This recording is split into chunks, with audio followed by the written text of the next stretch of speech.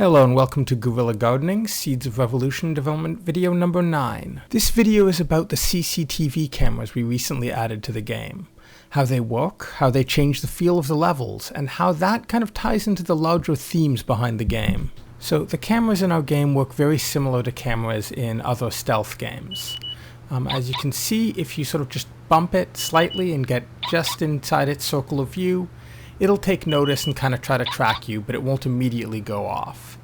However, if you stay in one place and let it really get a look at you, it gets its attention and all of the cops in the area rush you. Simple, but it works. Okay, I'm going to go on a little bit of a tangent here and talk a little bit about some of the themes and inspiration behind the game.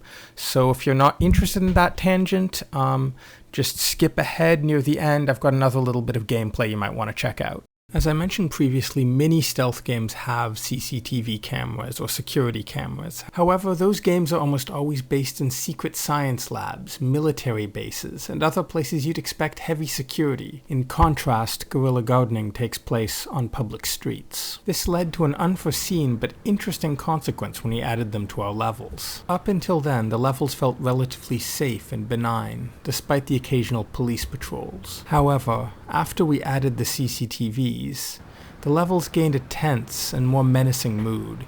They felt a little less like public streets and a little more like a secret base. To be fair, our current levels in the prototype are pretty much blank slates without a lot of detail, and we went out of our way to make the CCTV cameras obvious by giving them that large light beam for gameplay reasons. In the real world, CCTV cameras like these would be camouflaged to better blend into their environment.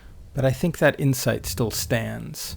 When we choose to use ubiquitous electronic surveillance in public spaces, we change those spaces in subtle and fundamental ways. Part of what attracted me to making a game about guerrilla gardening was that it's tied to these larger issues of public space, who really owns them, and what rights individual citizens have to alter, customize, and improve these spaces, or to even have simple privacy and anonymity when using them. While I was working on the initial design doc for the game, Toronto was actually experimenting with having CCTV cameras in some districts of the downtown core, in fact right next to the company that I was doing art directing for at the time. Thanks in part to public concerns over privacy, these were eventually taken down.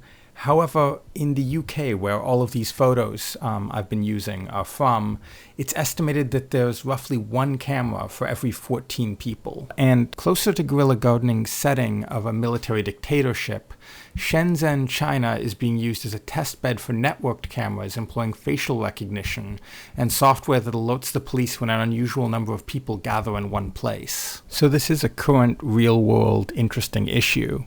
And I'm happy to see that the game is starting to comment on it in subtle and interesting ways just within the gameplay without becoming sort of a polemic. And that's the end of my tangent. It's safe to come back now. I'm just going to show a little bit more gameplay. So Andrew and I are always concerned with making sure that any element we add to the game has multiple interesting strategic uses. So I'm going to now show how you can use the CCTV cameras to trick the cops.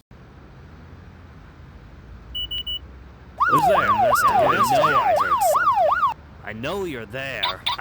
As usual, the goal here is to plant some pretty flowers around the government propaganda statue. Don't see anything suspicious. I don't see anything suspicious. And that's it. Sorry this one took so long to get up online. We're crazy busy trying to hit a upcoming deadline, so it's probably going to be a little while till the next one goes up, but we've got lots and lots of stuff to show. There's been a bunch of new features added. Big thanks to Emma Byrne, who let me use these fantastic photos that you've seen throughout this dev vid. They're from her photo essay, Snitchtown, which you can download at snitchbook.notlong.com. It features text by Toronto native science fiction author and privacy advocate Cory Doctorow. It's really worth checking out. The photos of local guerrilla gardeners were taken by myself. The article that I used when discussing Toronto CCTV cameras is from the Torontoist, and I've got a link up there. And if you disagreed with anything that was said in this, they're my views and Spooky Squid Game's views, so send us hate mail, don't send anyone else hate mail. As always, check out our website to download our other games, including Night of the Cephalopods. You can follow us on Twitter for random updates. And on the development blog, you'll find lots more information on the creation of the game and the progress we've been making. I'll also be putting up a post with a link to Emma's photo essay, as well as links to other random interesting things about CCTV cameras. And thanks for watching. See you when the next one hits.